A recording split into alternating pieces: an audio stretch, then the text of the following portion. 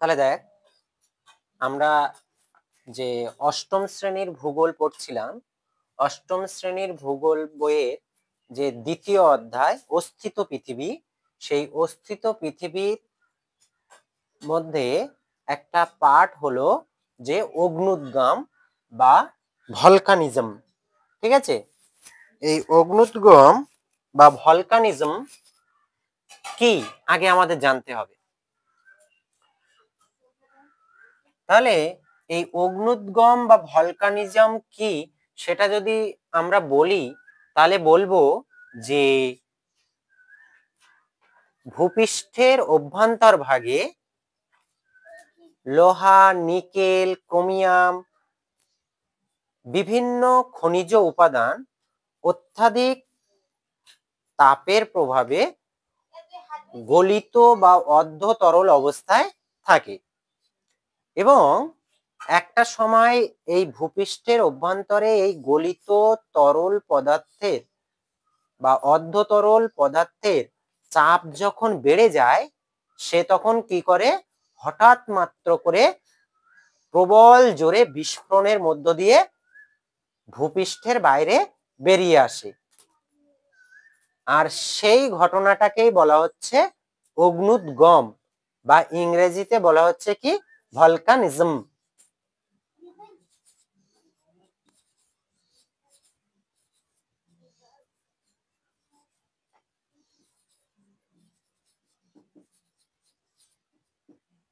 প্রথমে আমরা এটা জেনে নিলাম, ঠিক আছে। এবার এই অগ্নুদ্গমের ফলে কি হয়, যখন লাভা বাইরে বেরিয়ে আসে, সেই লাভা সঞ্চিত হয়ে হয়ে ভূমিভাগের উচ্চতা কি হতে থাকে, বৃদ্ধি পেতে থাকে। ভূমিভাগের উচ্চতা কি হয়, বৃদ্ধি পেতে থাকে। ফলে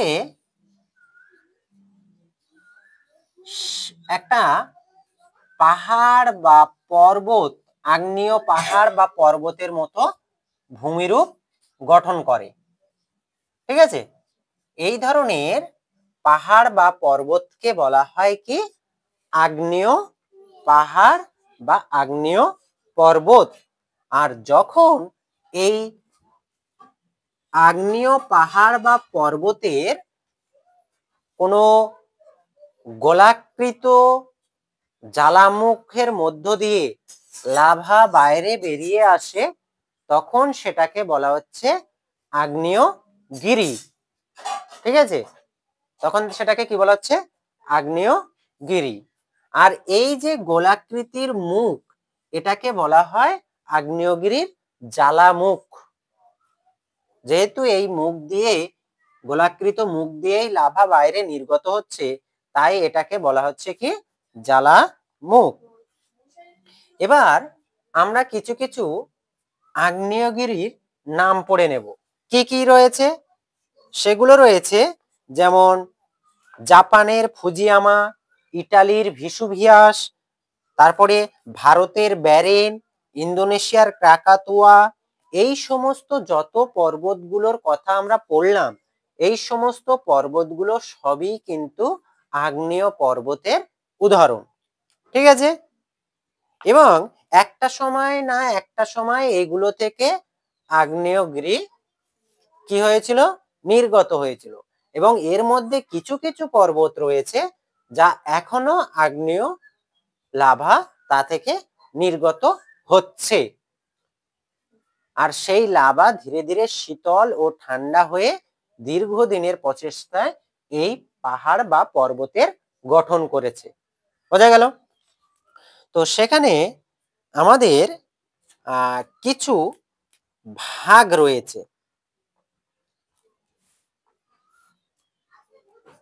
এই যে আগ্নেয় পাহাড়ের বেশ কিছু ভাগ রয়েছে, ঠিক আছে, সেগুলো কি কি?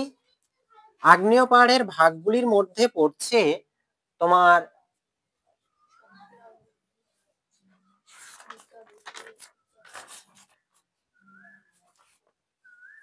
তাহলে আমরা লিখে নিই আগ্নেয় গিরি শ্রেণী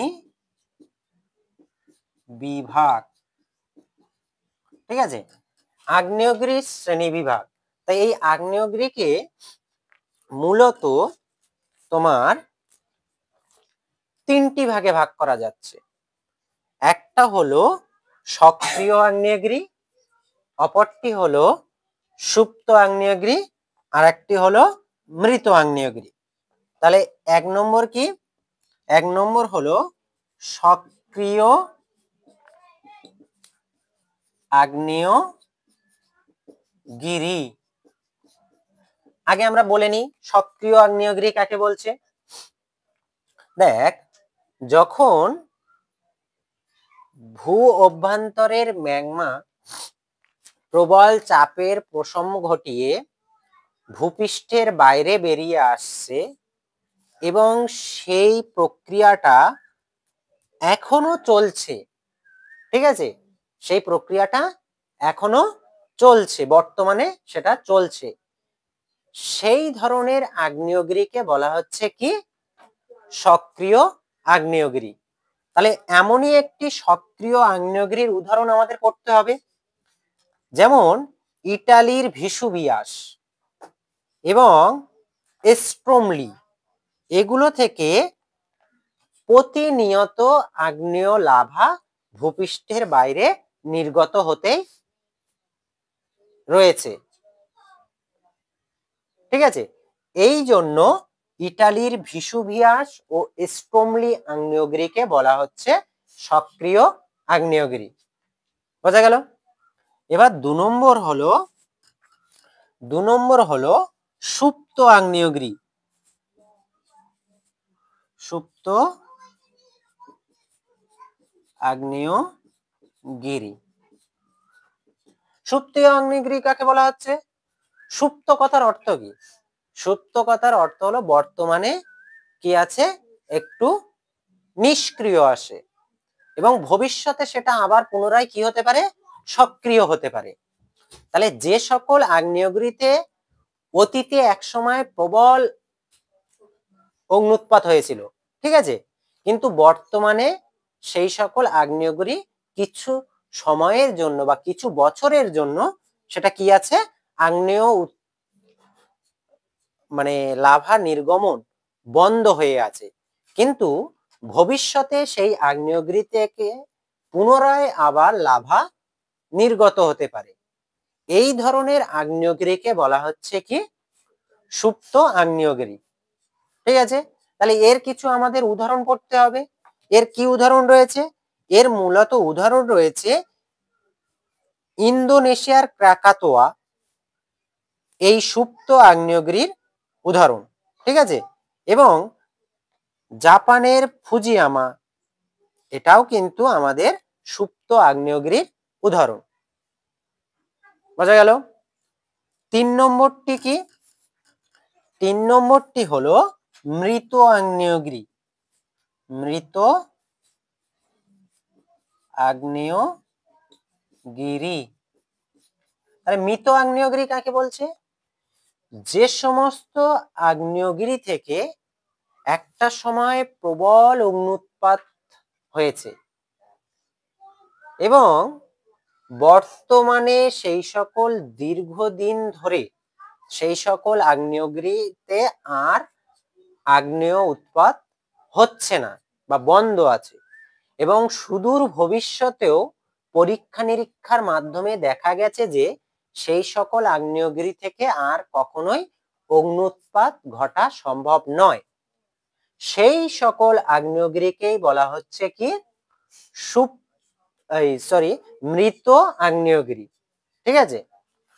তো এমনই কিছু মৃত আগ্নেয়গিরির উদাহরণ কি? এমনই কিছু মৃত আগ্নেয়গিরির উদাহরণ হলো মায়ানমারের পোপো। তাহলে মৃত আগ্নেয়গিরির উদাহরণ কি? মায়ানমারের পোপো। ওকে, তাহলে আজকের আমাদের এই ছোট্ট বিষয়টা, এটা কি বোঝা গেল?